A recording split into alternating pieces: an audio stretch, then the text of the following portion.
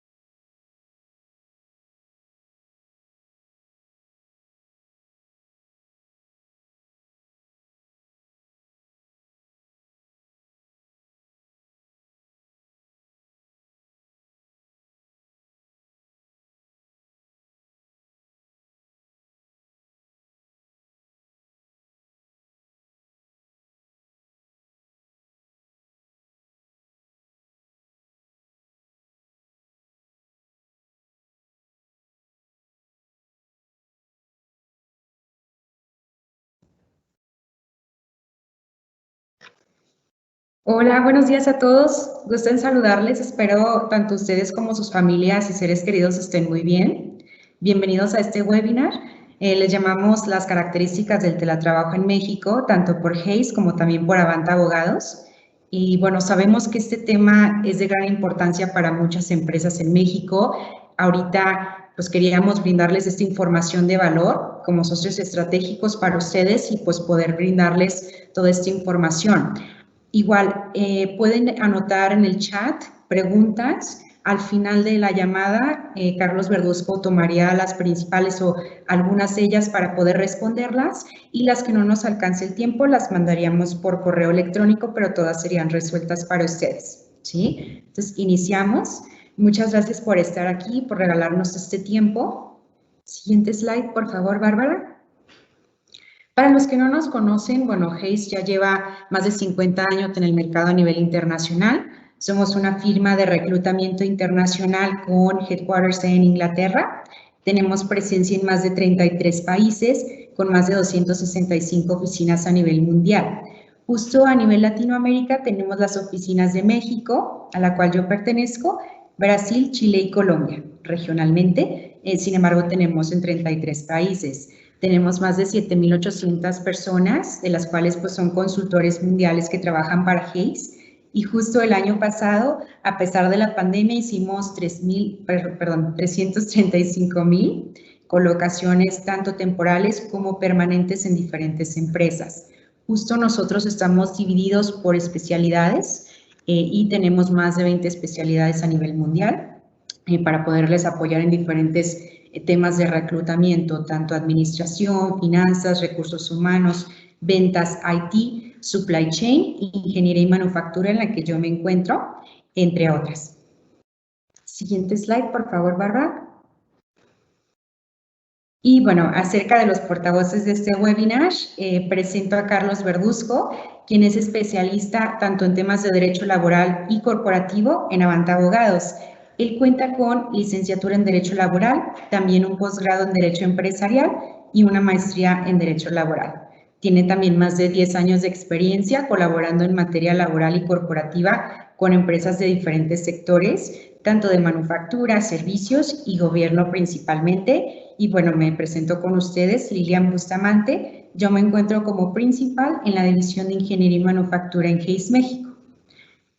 Carlos, pues te agradecemos muchísimo al estar aquí con nosotros para compartirnos pues de todo tu conocimiento en la materia y expertise, y te cedo la palabra.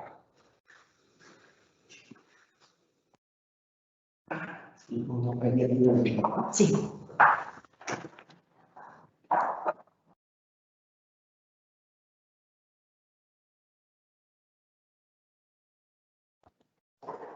¿Qué tal? Me da mucho gusto saludarlos. Agradezco a Hayes la invitación, de igual manera a Lilian Bustamante. Y pues vamos a platicar un poco de la reforma que hubo en materia de teletrabajo. ¿Nos podrían pasar la siguiente diapositiva, por favor? Pues bueno, el pasado 11 de enero se publicaron las reformas a la Ley Federal del Trabajo en materia de teletrabajo, así como las obligaciones que tanto los empleadores como los trabajadores deben cumplir. Las modificaciones se dieron en el artículo 311, que es el trabajo a domicilio, y se creó un nuevo capítulo, el 12, con los apartados del 330A al 330K para incluir la materia de teletrabajo. ¿Qué hizo el legislador? Reformó la materia de trabajos especiales en la Ley Federal del Trabajo. ¿Qué quieren decir trabajos especiales? Pues son aquellos que por su naturaleza se rigen por normas especiales, como el trabajo doméstico, el trabajo de buques, el trabajo de deportistas. Las características a las que obedece los trabajos especiales requieren un tratamiento especial diverso a las demás normas y trabajos que contempla la Ley Federal del Trabajo. La siguiente, por favor. Muchas gracias. Aquí, bueno, viene la definición de qué es teletrabajo, pero antes quisiera yo explicarles la diferencia entre cuatro tipos de trabajo que podrían confundirse con el trabajo y que no lo son. El primero, pues, es el trabajo a domicilio. En el trabajo a domicilio, el patrón no tiene supervisión ni vigilancia sobre el trabajador. Generalmente en este tipo de trabajo, el trabajo a domicilio, el patrón vende materia prima al trabajador para que el trabajador, con ayuda de su familia, la transforme en su domicilio o en el lugar que designe el propio trabajador, y una vez que transformó ya la materia prima, puede venderla de regreso, el producto terminado, al patrón. Ese sería el trabajo a domicilio y no lo tenemos que confundir con el teletrabajo. Otro tipo de trabajo es el trabajo doméstico, que es el que trabajadores y trabajadoras del hogar desempeñan en las casas habitación, ni siquiera en una empresa. Son las personas que nos ayudan con la limpieza, con labores del hogar. Ese es el trabajo doméstico y tampoco tenemos que confundirlo con teletrabajo. También tenemos el home office, que es el que se da de manera esporádica y lo desempeñamos obviamente en el domicilio. Un claro ejemplo es algunas empresas, o la mayoría hoy en día, pues ya trabajan los viernes, por ejemplo, desde su casa. Ahí hay un trabajo esporádico y ese sería el home office. Ahora sí, vamos a entrar en materia del teletrabajo. ¿Qué significa teletrabajo? ¿Qué implicaciones tiene? Y es muy importante, voy a tratar de ser lo más concreto, abarcando la mayor cantidad de material, porque la reforma es muy cortita y hay muchos campos de oportunidad todavía que las autoridades tienen que especificar a lo largo de los siguientes meses. Pues vamos a ir con la definición de teletrabajo. Es una forma de organización laboral, es la pasada.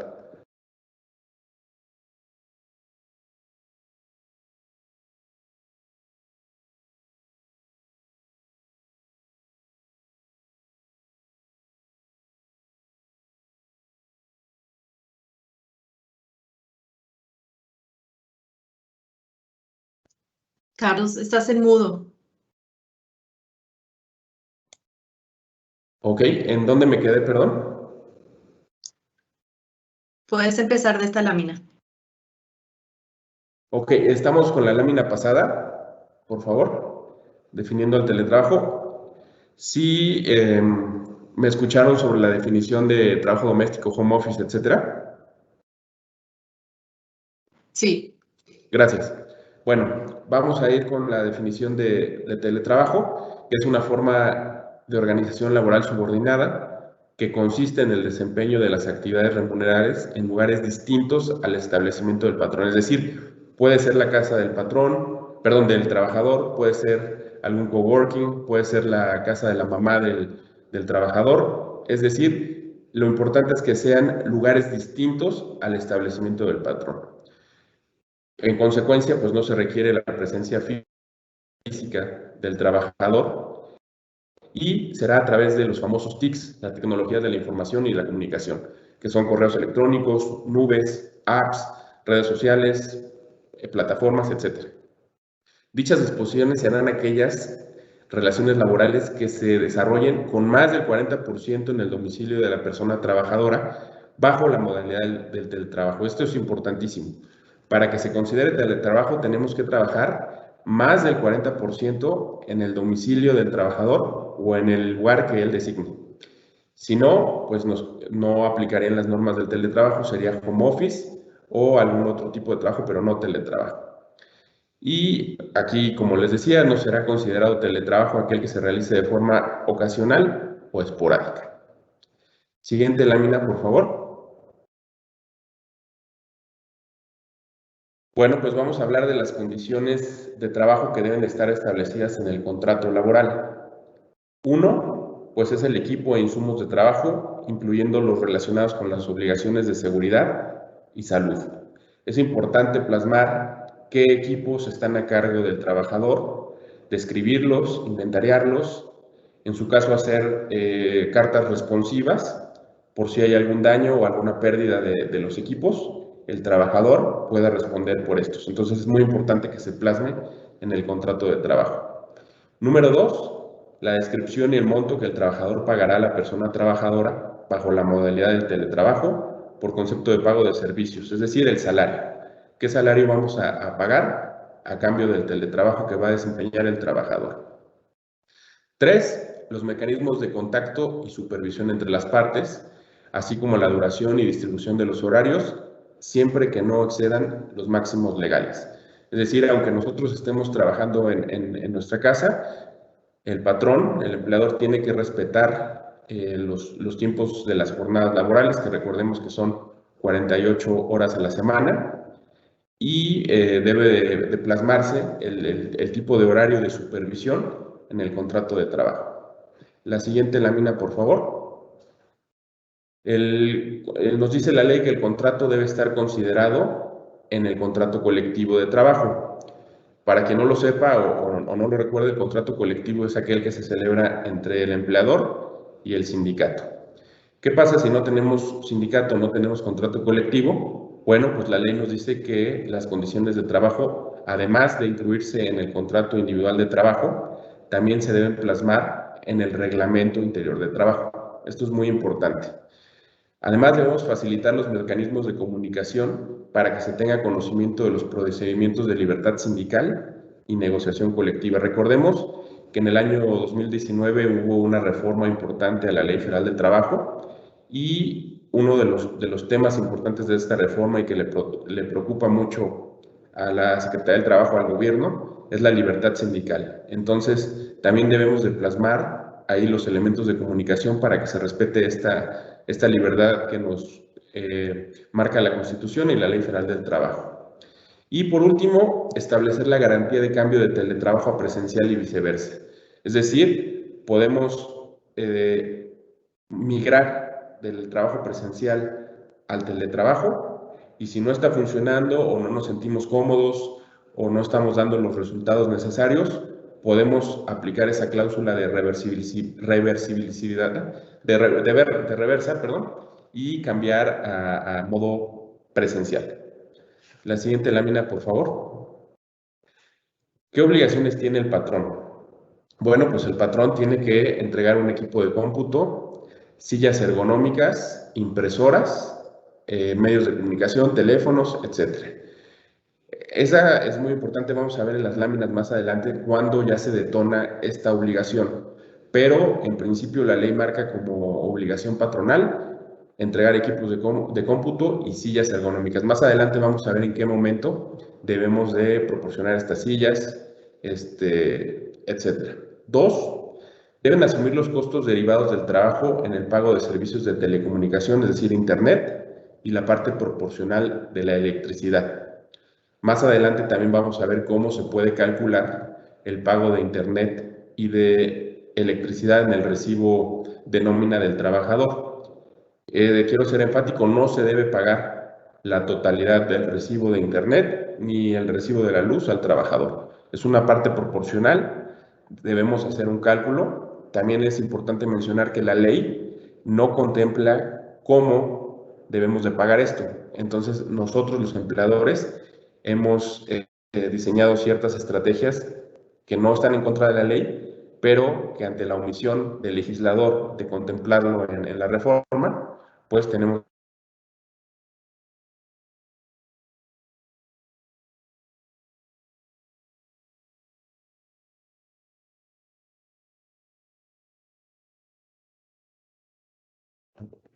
ya, estaba cambiándose aquí mi plataforma, ya quedó.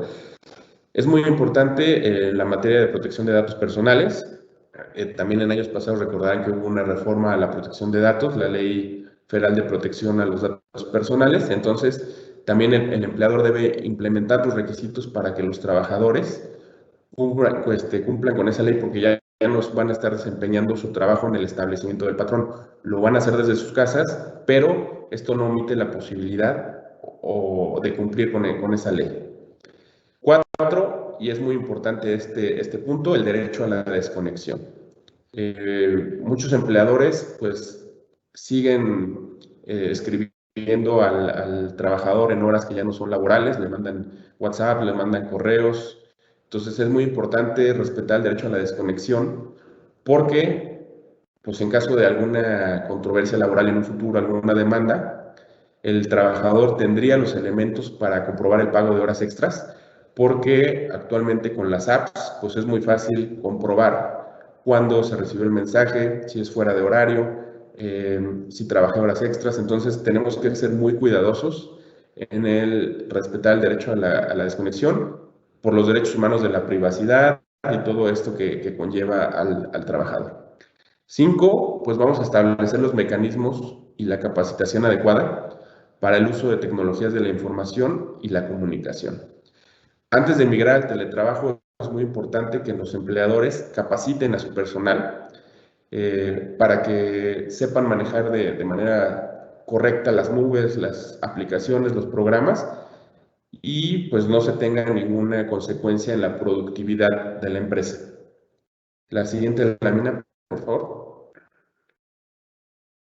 que son las obligaciones del trabajador. Pues uno, el cuidado, la guarda, y la conservación de los insumos proporcionados para realizar sus labores. Aquí, como les dije, es importante que el empleador haga un inventario de qué insumos se le va a proporcionar al trabajador para que éste, bajo su máxima responsabilidad, los cuide y no haya un detrimento en el patrimonio del empleador. Y pues máxime es una obligación del trabajador el cuidado y la guarda. 2, pues respetar las disposiciones en materia de seguridad y salud en el trabajo establecidas por el empleador. Como les dije en el pasado, el empleador tendrá que determinar qué disposiciones en materia de seguridad y salud va a aplicar en el contrato y el trabajador tiene que respetarlas para evitar riesgos de trabajo y todas estas implicaciones. 3, la protección de datos utilizados en el desempeño de sus actividades, que ya expliqué a qué se refiere en la pasada lámina. Y 4, informar con oportunidad los costos pactados para el uso de servicios de telecomunicaciones y del consumo de electricidad derivados del teletrabajo. La siguiente, por favor. Nos habla sobre la norma oficial mexicana. Recordemos que la reforma del teletrabajo se publicó en enero del año 2021. A partir de esa fecha, la Secretaría del Trabajo y Previsión Social tiene 18 meses que concluirán en junio del año 2022 y ahí van a contemplar las condiciones especiales de salud y seguridad para la modalidad del teletrabajo.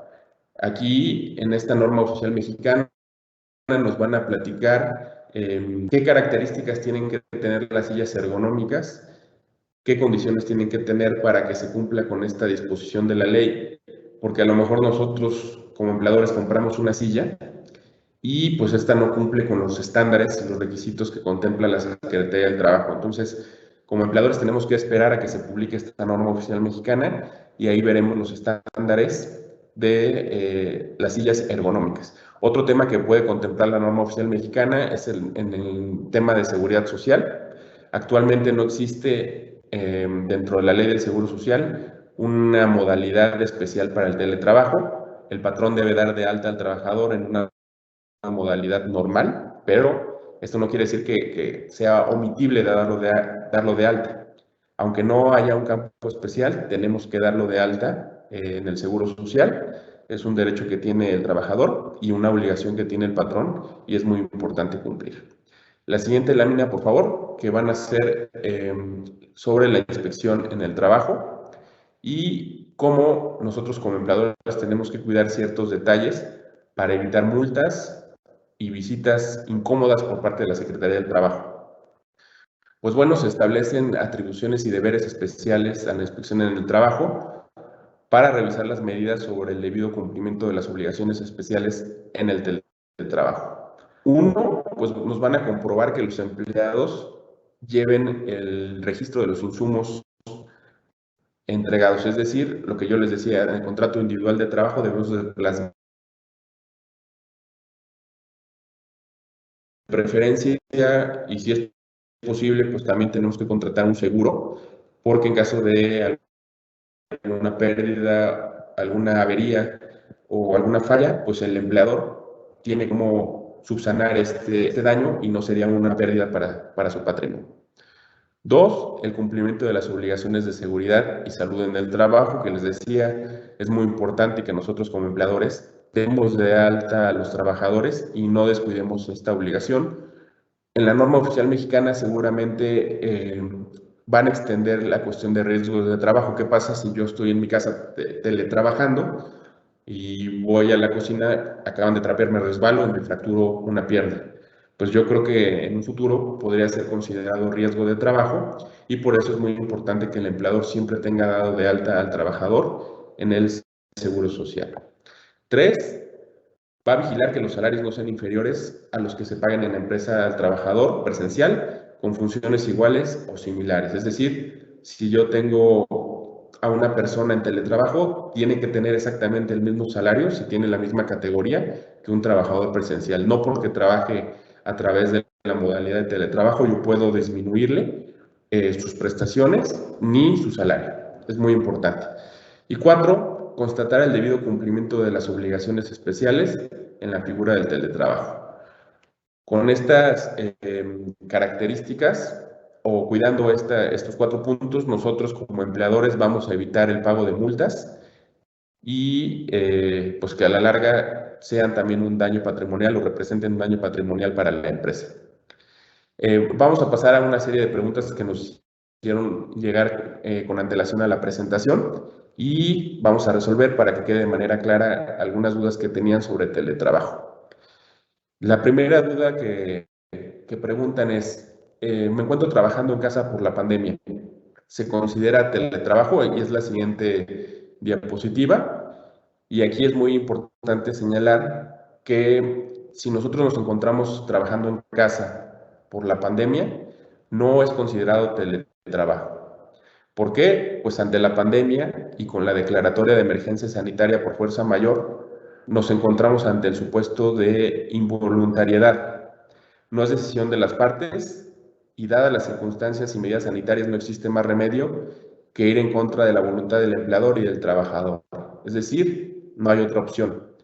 Por lo tanto, consideramos que no debemos cumplir con las exigencias, al menos por ahora, ya que no se consideraría teletrabajo.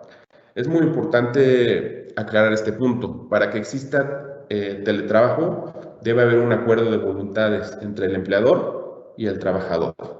Ya que hay un acuerdo de voluntades, se plasma en un contrato de trabajo bajo la modalidad del teletrabajo y ahí ya nos encontraríamos nosotros en el supuesto del teletrabajo y como empleadores tendríamos que pagar ya todas las obligaciones que mencionamos anteriormente, pero ahora no, porque es una decisión gubernamental, una decisión sanitaria. Y aunque yo como empleador quiera que mis trabajadores trabajen en la oficina, pues no van a poder porque hay una decisión sanitaria que lo impide. Entonces ahí esta decisión gubernamental y sanitaria va en contra de la voluntad del empleador y el trabajador para el teletrabajo. Es decir, ya no sería voluntario, no sería opcional, sino me están obligando a trabajar en casa por la pandemia. Y ahí nos vamos a la segunda pregunta que tiene que ver con la pasada. La entrega de sillas ergonómicas ya es obligatoria. No, porque es una obligación exigible hasta que entre la norma oficial mexicana, que será publicada más tardar en junio del año que entra, en el 2022.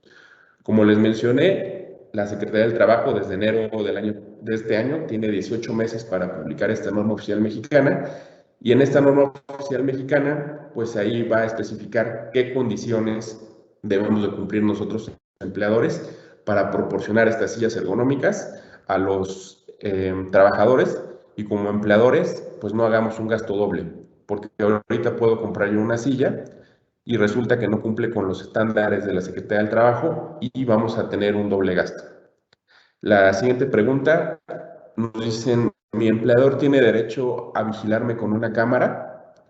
Pues la respuesta general es no, pero excepcionalmente dependerá del trabajo que estemos desempeñando, porque en algunos casos el empleador tiene derecho a encender una cámara. No es la regla general, pero en algunos casos sí podría el empleador vigilarme o tener alguna interacción conmigo como trabajador a través de una cámara. La siguiente pregunta nos dice, los empleadores están obligados a pagar la electricidad en mi casa y el internet. Hay que ser muy enfáticos en esta disposición. No van a pagar el internet y la electricidad completa. O sea, no van a pagar, yo no le voy como trabajador a pasar mi recibo a mi patrón para que me lo pague completo, sino el patrón va a participar de manera proporcional en los costos que surjan con motivo de la modalidad del teletrabajo. Es decir, una parte de mi recibo sí lo va a pagar el patrón de internet y de luz, pero de ninguna manera va a pagar la totalidad del recibo. Eso es muy importante enfatizarlo y ser muy claros en esta situación. ¿Cómo controlar las asistencias? Pues obviamente no vamos a ir a la oficina, que a lo mejor ahí está el checador o la libreta de asistencias, pero hoy en día existen diversas aplicaciones que nos permiten a los empleadores vigilar el tiempo en el que el trabajador está conectado y está efectivamente trabajando. Hay algunas empresas que no tienen a lo mejor estas aplicaciones, pero hemos comentado con ellos y la forma en que trabajan esta parte de la asistencia, pues al iniciar las jornadas mandan un correo electrónico que ya están conectados. Cuando se van a comer mandan otro correo electrónico que inició su tiempo de descanso y de comida. Regresando de comer mandan otro correo y al finalizar de la jornada mandan otro correo. Algunas empresas más grandes y avanzadas tienen aplicaciones que empieza a contar el tiempo desde que yo enciendo mi computadora, empiezo a trabajar efectivamente y cuando salgo de la plataforma de la empresa acabaría mi jornada laboral. Ahí pues dependerá mucho de la capacidad del empleador, si tiene estas aplicaciones de las que puede hacer uso y son efectivas para controlar las asistencias o pues a través de correos electrónicos. Hay que acordarnos que por lo menos el 40% de la modalidad debe desempeñarse en el domicilio del trabajador o en el lugar que el trabajador prefiera, casa de su mamá, de sus tíos, de sus primos, un coworking, etc. La siguiente pregunta: ¿cómo determino yo como empleador lo que tengo que pagarle al trabajador de internet y de luz? Pues bueno, aquí es importante, como lo hemos venido manejando con algunas empresas que asesoramos en el despacho, pues tenemos que ver y pedirle al trabajador su recibo de luz y su recibo de internet antes de que se decretara la pandemia en el año 2020, en marzo, y pedirle uno de los meses posteriores. Ahí vamos a hacer un cálculo de cuánto incrementó y una de las opciones es cubrir esa diferencia, tanto de luz y el internet, pues seguramente el trabajador tuvo que adquirir una mayor capacidad de gigas. También podemos cubrirle esa diferencia. Esa es una de las opciones. Otra de las opciones es pedirle su recibo de internet de luz. Él, bajo protesta, a decir verdad, nos va a manifestar cuántas personas viven en su casa.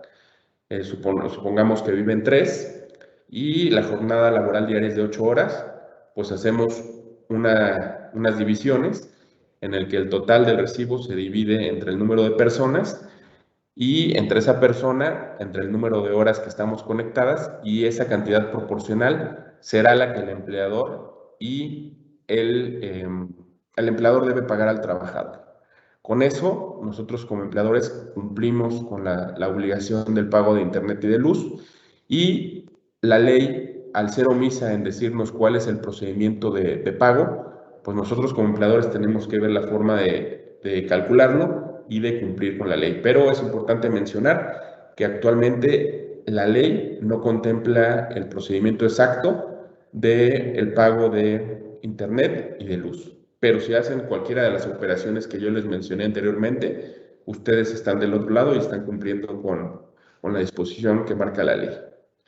La pregunta: ¿podemos incluir el apoyo por pago de internet o de luz en el salario del trabajador?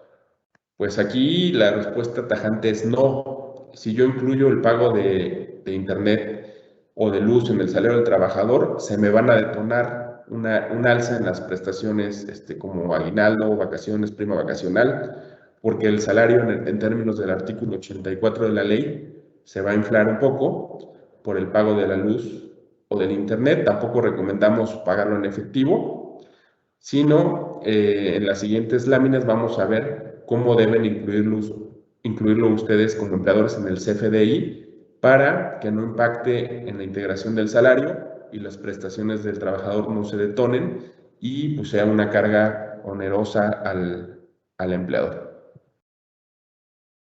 Y aquí viene la pregunta de los que les comentaba anteriormente: ¿el pago de internet o de luz al trabajador puede ser deducible?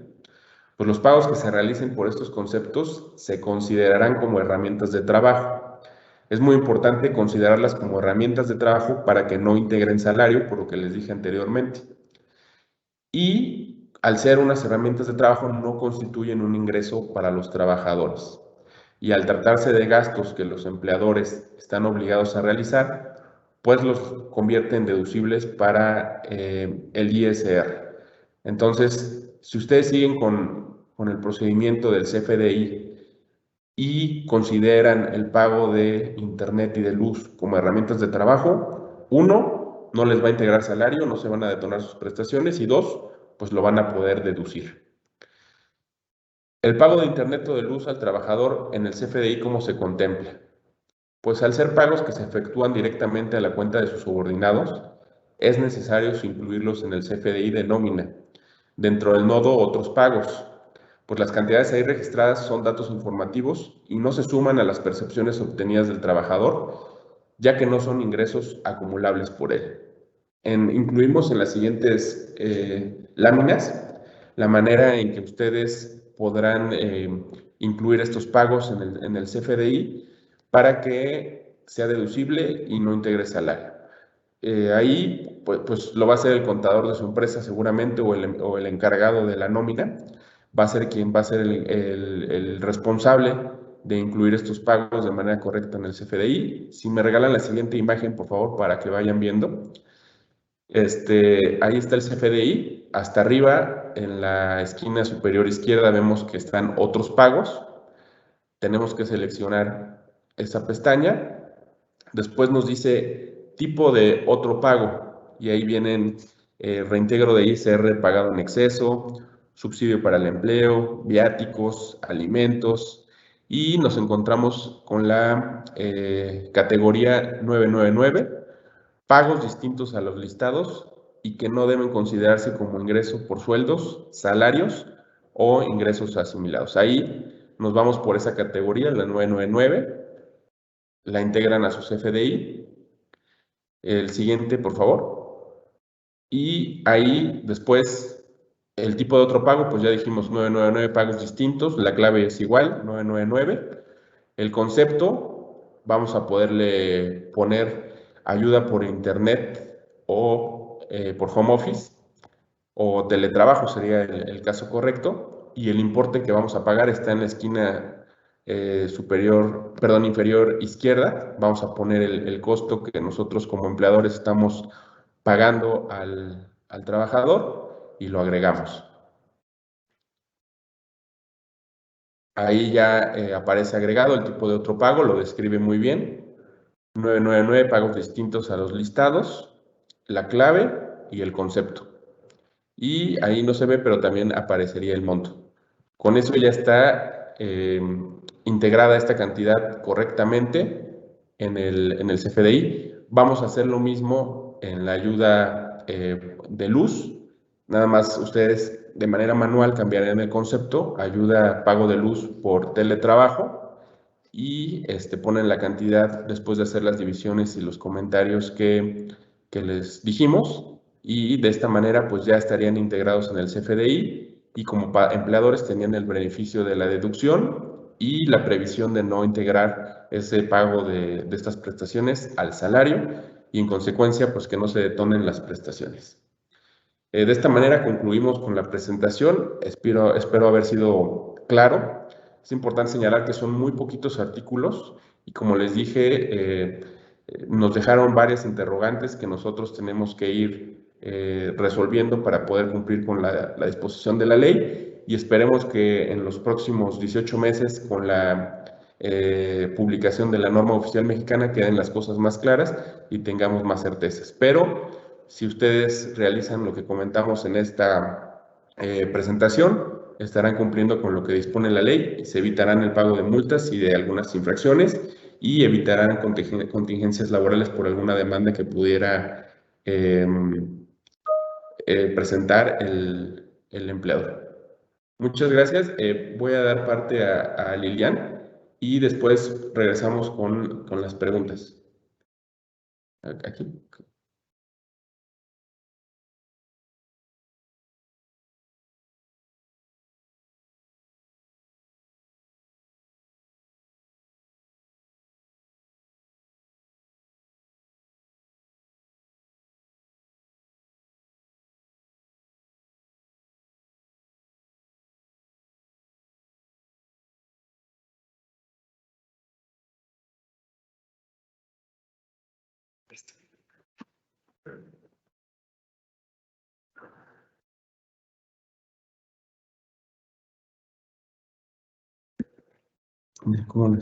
Listo. Estamos leyendo las preguntas para poder resolver las que máximo podamos y luego enviarles las respuestas por correo. Vamos a responder 3 preguntas y las demás con mucho gusto las vamos a responder por correo electrónico por cuestiones de tiempo. Mire, me dice, entiendo que teletrabajo y home office es lo mismo o no. No, es muy importante tener la diferencia entre teletrabajo y home office. Recordemos que para que se considere teletrabajo tenemos que tener el 40% del trabajo en el domicilio del trabajador o en algún otro lugar que este mismo designe, y el home office se da de manera esporádica. Por ejemplo, los empleadores que permiten los viernes o los lunes de cada semana al trabajador trabajar desde su domicilio, ese sería en materia de de home office y teletrabajo el 40% de la jornada. Cuando hay teletrabajo, pues ya tenemos que pagar todas las obligaciones que se derivan por el teletrabajo.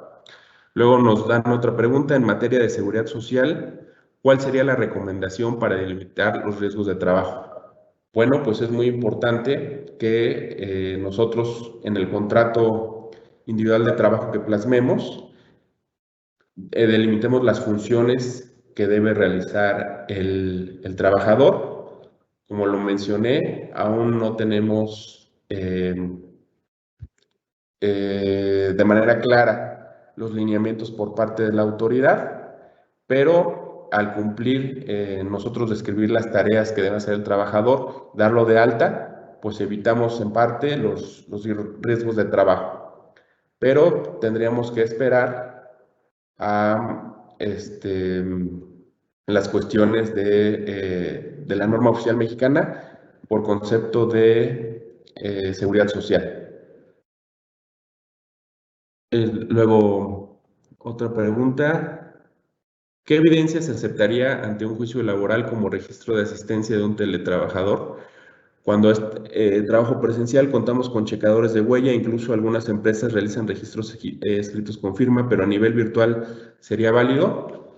Bueno, pues tenemos algunas aplicaciones que podrían cumplir con esta disposición, subsanar los checadores o las listas de asistencia impresas, y si no a través de los correos electrónicos como mencioné, o la otra, en el tiempo que el teletrabajador pueda asistir a la oficina, al establecimiento del empleador, podemos nosotros imprimir el reporte de las asistencias y el trabajador nos puede firmar esas listas y con eso subsanamos cualquier controversia que se tenga con las aplicaciones y con las plataformas. Hay algunas preguntas específicas sobre ley del ISR que esas me gustaría que las contestara el contador. Yo con mucho gusto voy a tomar notas de esas preguntas y con mucho gusto las respondemos de manera virtual a través de correo electrónico, porque esas son más especializadas en materia fiscal y para no darles alguna información errónea, me gustaría que el contador diera respuestas a esas preguntas. Luego César nos pregunta si trabajan en un sistema híbrido, 2 veces por semana van a la oficina, ¿se consideraría teletrabajo? Pues siempre y cuando cumplan con más del 40% de este trabajo en el domicilio o en algún otro lugar que designe el propio trabajador, se consideraría teletrabajo. Si no rebasa el límite del 40% del tiempo trabajado en el domicilio o en algún otro lugar, no aplicaría el teletrabajo y no estaríamos ante la presencia de este tipo de trabajo. Hay algunas otras preguntas de fiscal que se las pasaré al contador para que nos pueda dar respuesta y se las hacemos llegar por escrito. Y aquí hay otra duda del 60%. No, el 40% es lo que nos obliga a la ley, por lo menos el 40% en modalidad de teletrabajo para que se considere. Y bueno, pues creo que respondí, aquí nos saludan desde Boston, mucho gusto, saludos. Y creo que de las preguntas que leí, pues ya dimos la respuesta. Vamos a tomar nota de las respuestas que son de carácter fiscal para que en los próximos días nuestro contador pueda darles respuesta y yo no les dé una respuesta errónea o incompleta, porque no es mi campo de especialidad, pero con mucho gusto vamos a darles respuesta. La siguiente lámina por favor, es el contacto de un servidor. Está mi cuenta de Twitter, el teléfono de la oficina y mi correo institucional. Si hay alguna duda que tengan sobre esta exposición, yo con mucho gusto se las contesto. pueden llamar también al despacho o seguirme en Twitter, que también ahí comparto mucho material de trabajo. Y pues muchas gracias. A ver, me pasan una pregunta. En materia de seguridad social, ¿cuál sería la recomendación para delimitar los riesgos de trabajo? Bueno, recordemos, la primera, pues tenemos que dar de alta al trabajador en el Seguro Social. Actualmente no contamos con una figura especial o una categoría especial de teletrabajo. Lo damos de alta como empleado general. En el contrato individual delimitamos las funciones, pero muchas de estas respuestas se tratarán de resolver con la norma oficial mexicana, porque ahorita es real. Yo podría estar teletrabajando en mi casa, voy a la cocina, acaban de trapear y me resbalo, me rompo una pierna y pues ese sí sería, en mi opinión, un riesgo de trabajo, aunque la ley no nos los especifique de manera concreta, pero sería debatible y en juicio. Entonces, pero recordemos que nosotros, como empleadores, al dar de alta a una persona en el Seguro Social toma esta responsabilidad en caso de un accidente, un riesgo de trabajo. Evitamos el pago de multas por no tenerlo dado de alta y le dan la atención médica al trabajador, y nosotros como empleadores ya no pagamos nada porque estamos pagando el Seguro Social. El Seguro Social nos subroga en estas obligaciones. Lo que sí podría originarse en un futuro pues, sería el incremento del porcentaje de pago de riesgo de trabajo, pero pues es poco probable que en el domicilio, si seguimos con lo estipulado en el contrato individual de trabajo, haya accidentes, ¿no? Entonces, pues muchas gracias por la invitación nuevamente a Hayes, a Lilian. Están en pantalla mis datos de contacto. Cualquier duda que tengan de la presentación o de alguna otra materia, mándenme un correo, un tweet y o llamen al despacho y nos contactamos con ustedes. Les prometo que las preguntas que hicieron en materia de impuestos las pasaré al área contable, al contador, para que podamos dar respuesta certera y no dé alguna información errónea. Pues muchas gracias, un gusto. Después para acá.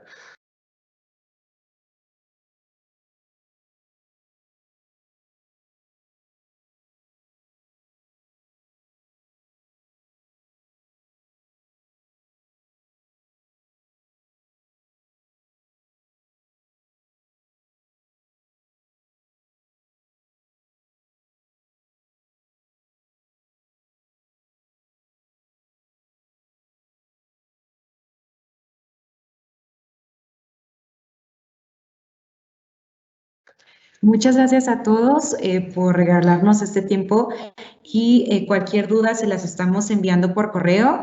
Ya saben, tanto Hayes como Avanta Abogados estamos súper agradecidos por su participación y esperamos conocerlos pronto. Muchísimas gracias, un gusto.